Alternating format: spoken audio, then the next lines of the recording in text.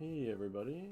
So a lot of people have been asking me to do a build explanation video and a rune guide, and rather than going over every single rune and spending like 30 to 40 minutes just on runes and then going over another 34 minutes on builds, I'm going to just do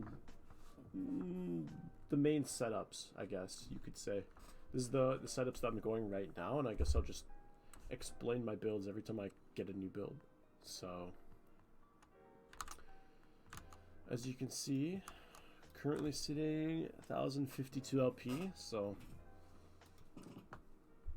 obviously this is no like piss opinion.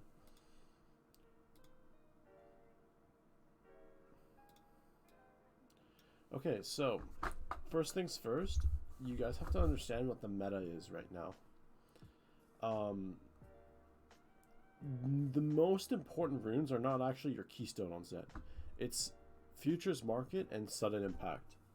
And I'll start with Futures Market. So, reason why this is so important is because with Futures Market, after you have 20 CS, you can hard base and buy Dirk every single game. And that's huge. That changes every single matchup because you'll be like level 3 or level 4 with Dirk, and the lane just gets so much easier every single matchup. You can actually poke them out, you can take trades. Normally Zed can't take trades until later, really, like not even level 3. Like you have to wait a long time before you're allowed to jump on them. And that leads me to the second rune, is Sudden Impact. When you combine Futures Market for the 3-minute Dirk, you also want to combine that with Sudden Impact, which basically doubles the lethality on it, right? 9 lethality. That means that your opponent, maybe your control mage enemy Veigar or some shit, sitting on like 30 armor, where you already have 20 of that gone. I mean, it's early games, it's not as efficient, but like you have a ton of armor pen already 3 minutes into the game. Yeah, that's why I take these runes. It's so good for snowballing.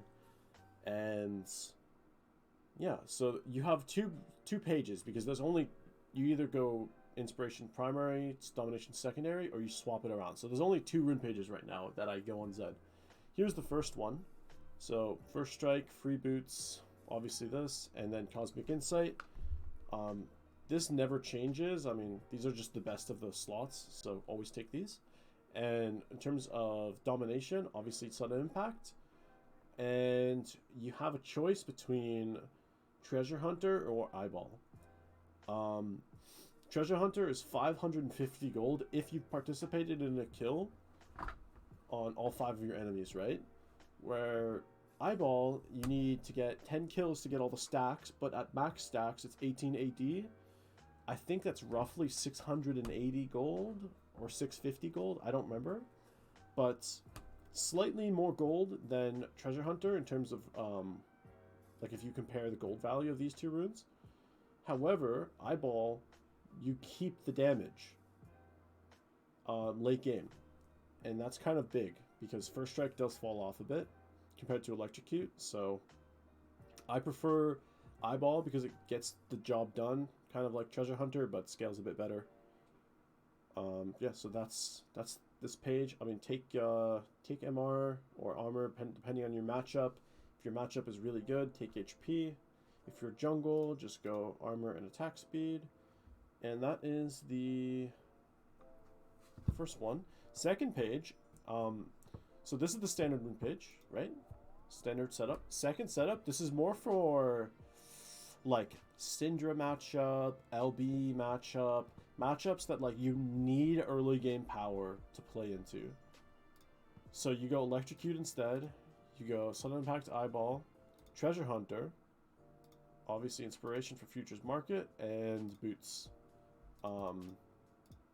So in terms of like how much money you're making from your runes, I mean, Treasure Hunter and Futures Market is pretty fucking strong.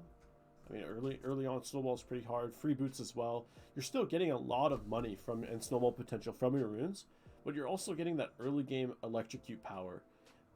The only thing that sucks about this page is compared to First Strike, you're going to have a weaker mid game because you won't have as many items, but I don't mind that. It's fine. The early power is definitely worth it, and it really just depends on the matchup. Whether if your matchup's really hard, go electrocute. If it's not, go First Strike. And these are the Rune Pages.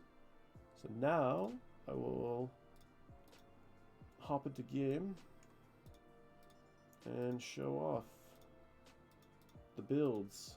How do you build with these runes? I know you guys want to know that. So, and I've got 2 builds right now. Technically 3 because it depends on your mythic, changes the variation up a bit. So let's level up to 18.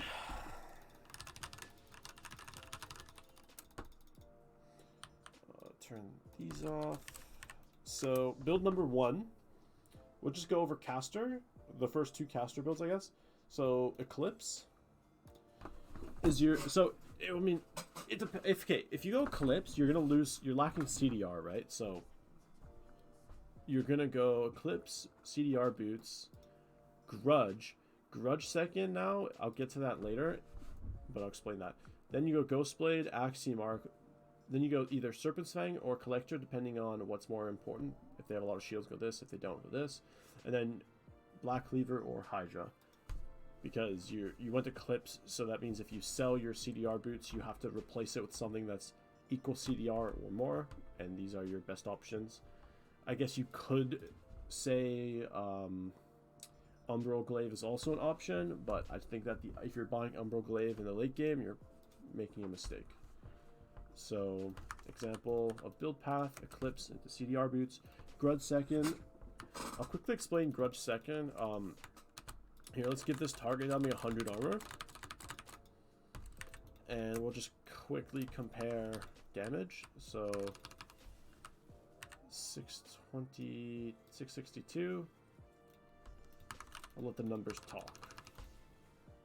688. And that's just with WEQ. I mean, over a longer fight where you alt them, triple Q, auto them a couple times, you're getting like an additional like 10-15% damage by going Grudge second if they're building armor.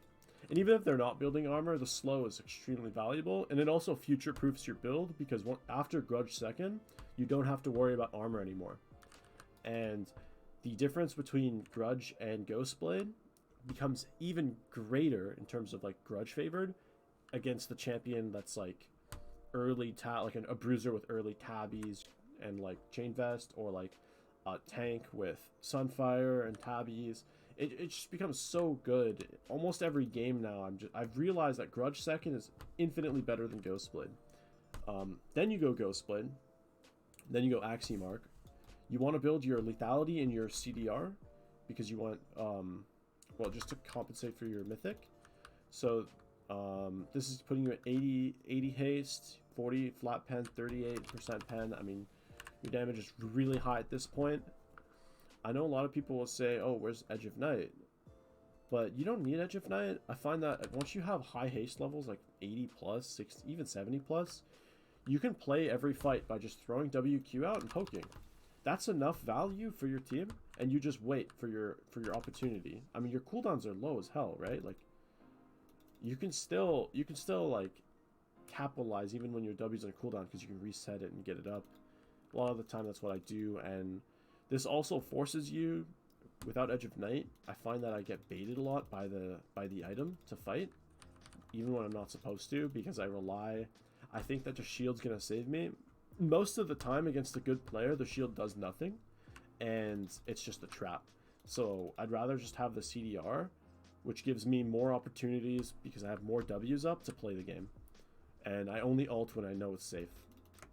And it's a really consistent playstyle, so I highly recommend just learning how to play Zed without Edge of Night. It's a crutch that we don't need. Okay, there's some matchup you have to go Edge of Night into, and I get that. That's what it's there for, but don't build Edge of Night every game, and don't rely on it, because it was holding me back. I'm sure it's holding other people back. So at this point of the build, you decide between Collector or Serpent's Fang. If they have no shields, I'm just going to go Collector because I want that execute damage. And then when you sell boots, you have to pick, if you want to clips, you have to pick between something that replaces your CDR. So these are usually your best options. So this is an example full build. 61 lethality, 44% pen. Your WEQ auto is crazy fucking strong. Moving on. How do you build how do you do the caster build with Prowler's Claw? It's a little bit easier. So same first 3 items. It's core. Then you go Yomu's into you could go Axiom or Edge of Night, but I usually prefer, like I said, going Axiom, but there will be some games that you want Edge of Night, especially since you want Prowlers. Because Prowlers is really good in melee. Edge of Night helps you going into melee, so they synergize decently, but I prefer going Axiom Arc just because I want 100 haste at 4 items. It's cracked, and look at the armor pen already. Almost, it's like as much as the other build. Same decision. Usually you'll probably have Serpents. Sell boots. You don't have to buy, with the Prowlers version, you don't have to buy a CDR replacement. It's okay to just sit at 80. So you actually get both lethality items. And this is your final late game build. And with blue buff, you'll be like, how much haste? 47% CDR. So that is the Prowlers version of it. They're both really, really strong. I think Eclipse is more consistent, especially if you have First Strike. However, if you have the Electrocute version of this setup, then I'd prefer Claw. They're both good though. It depends on who you're facing. Next, I'll do the crit build because I want to mention crit build because it's still really strong. And if you're in a situation where like you're planning on going crit, example, they're very tanky, and your matchup doesn't stop you from autoing, like you have a big front. I think the biggest thing though is if your team has a lot of dive to it, it's okay to just go crit no matter what, because if they're diving for you, that means that you can follow up with them. Shit will be blown because they're diving first, and you can get your autos in. So that's like a really good example of when I would go crit. So if I plan on going crit based off the team comp, I'll go Ghostblade second, and then I'll go LDR, Essence Reaver, and then Hydra, Navori, but that's the pace based on like the game state. I think if you're losing, Hydra is better. If you're winning, Navori is better at this point, but you get both. And I say Hydra is better if you're losing because it gives you more. It lets you farm more. It gives you that heal on when you're doing camps. You push waves faster. So that's all really, really good things when you're behind. It also lets you defend super minions like extremely well. And yeah. So these are my builds. Yep. 13 minutes. Okay. So I should end it here. Thank you guys for watching. Good luck in your games. And if you have any questions, leave them down in the comments. I'll answer as many as I can. Take it easy. Peace.